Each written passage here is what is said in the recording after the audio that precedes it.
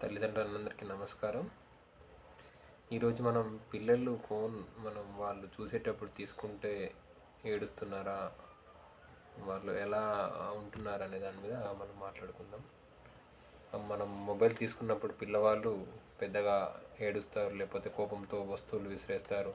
నాకు ఫోన్ కావాలని అరుస్తారు. అప్పుడు మీరు ఎలా అనుకుంటున్నారు? మీ పిల్లలు మొండి వాళ్ళు అనుకుంటున్నారా? అని కాదు. నిజం ఏమిటంటే మన పిల్లవాళ్ళు మొండి వాళ్ళు కాదు.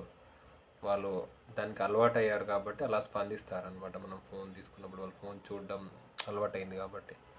మనం ఈ వీడియోలో పిల్లలు అలా ఎందుకు స్పందిస్తారు, తల్లిదండ్రులు చేసే సాధారణ తప్పులేంటి, వాటిని మనం ప్రేమతో ఎలా మార్చుకోవాలో తెలుసుకుందాం. పిల్లలు ఎందుకు ఏడుస్తారంటే వాళ్ళు యూట్యూబ్ కానీ, గేమ్స్ కానీ, షార్ట్ వీడియోస్ కానీ వాళ్ళకి చాలా ఉత్సాహాన్ని ఇస్తాయి. అంటే డోపమైన్ని వాళ్ళకు ఇస్తాయన్నమాట. అంటే వాళ్ళు చూస్తే అది అట్రాక్ట్ అయ్యి చూడాలనిపిస్తుంది కదా, అలాగా. అలాంటి సమయంలో మనం ఒక్కసారిగా ఫోను తీసేసుకున్నా, లాగేసుకున్నా వారికి ఇష్టమైన ఆట మధ్యలో ఆపేసినట్టుగా వాళ్ళకి అనిపిస్తూ ఉంటుంది. అందుకే వాళ్ళు ఏడుస్తారు, కోపంగా ఉంటారు. ఇది ప్రతి పిల్లల్లో ఒకేలా ఉండదు, ఒక్కొక్కరిలో ఒక్కోలా ఉంటుంది. కానీ పిల్లల్లోకి మార్పు అంగీకరించడం సహజంగానే కష్టం. మనం తల్లిదండ్రులు చేసే తప్పులు ఏంటివి అంటే ఒకేసారిగా ఫోన్ లాక్కుంటూ ఉంటాం. అంటే ముందుగా చెప్పకుండా ఇంకొక 5 మినిట్స్లో ఇంకా చూసి ఆపేయాలి, తర్వాత ఫోన్ పక్కన పెడదాం అని మనం చెప్పకుండా, లేకపోతే వేరే యాక్టివిటీ చేద్దామని చెప్పకుండా ఇమీడియట్గా లాగేసుకుంటాం. అది ఇంకోటి ఏంది, కోపంతో అరుస్తూ ఉంటాం మనం తల్లిదండ్రులు. ఎప్పుడు ఫోనేనా, ఇంకోటి లేదా, అది చేయొచ్చు కదా, ఇది చేయొచ్చు కదా, చదువుకోవచ్చు కదా, ఆ గేమ్ ఆడుకోవచ్చు కదా, ఈ గేమ్ ఆడవచ్చు కదా అని వాళ్ళు భయపడే ఛాన్స్ ఉందన్నమాట. ఇంకా ప్రతిఘటించే అవకాశం కూడా ఉంది. మనం ఎప్పుడు శాంతంగా ఉండాలి, కనెక్ట్ అవ్వాలి వాళ్ళకి. ఇంకో తప్పు ఏంది, వాళ్ళు ఏడుస్తున్నారని చెప్పి మళ్ళీ మనం ఫోన్ ఇస్తూ ఉంటాం. పిల్లలు ఒక విషయం నేర్చుకుంటారు ఏంటంటే, మనం ఏడిస్తే మనకి ఏదైనా వస్తుంది, ఫోన్ కానీ ఇంకోటి కానీ. సో అలా అలవాటు అవుతూ ఉంటారు.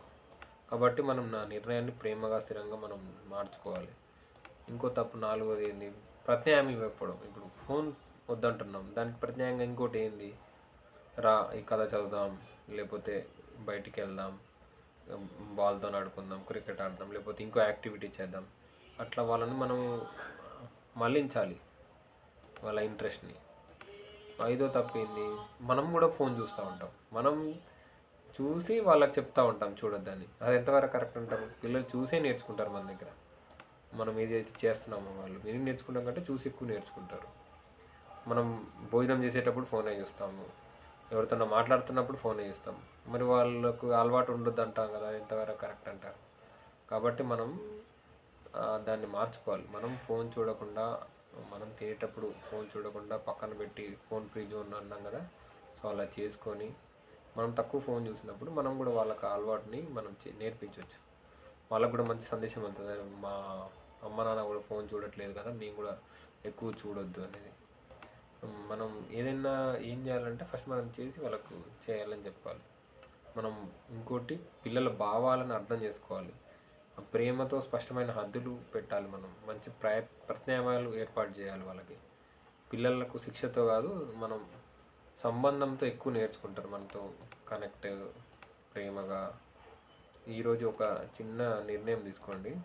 ఇంట్లో ఒక స్క్రీన్ ఫ్రీ ఫ్యామిలీ టైం ప్రారంభించాలి మనం. రోజుకు ఒక 30 నిమిషాలైనా, ఒక 40 మినిట్స్ అయినా, 45 మినిట్స్ అయినా, దాని ప్లేస్లో ఆటలు, కథలు, మాటలు, నవ్వులు, అందరు కూర్చొని ఒకే దగ్గర. ఇవే పిల్లలకు జీవితాంతం గుర్తుండిపోయే జ్ఞాపకాలు. ముందు కనెక్ట్ అవ్వండి, తర్వాతనే కరెక్ట్ చేయండి. మనం ఎప్పుడు అనుకుంటుంటాం కదా. మీ పిల్లవాడు ఫోన్ తీస్తే ఎలా స్పందిస్తున్నాడు, మీరు ఒక చిన్న కామెంట్లో పెట్టండి. ఈ వీడియో మీకు నచ్చినట్టయితే ఇతర తల్లిదండ్రులకు షేర్ చేయండి. మరిన్ని కాన్షియస్ పేరెంటింగ్ వీడియోల కోసం ఈ ఛానల్ని సబ్స్క్రైబ్ చేసుకోండి. ధన్యవాదాలు.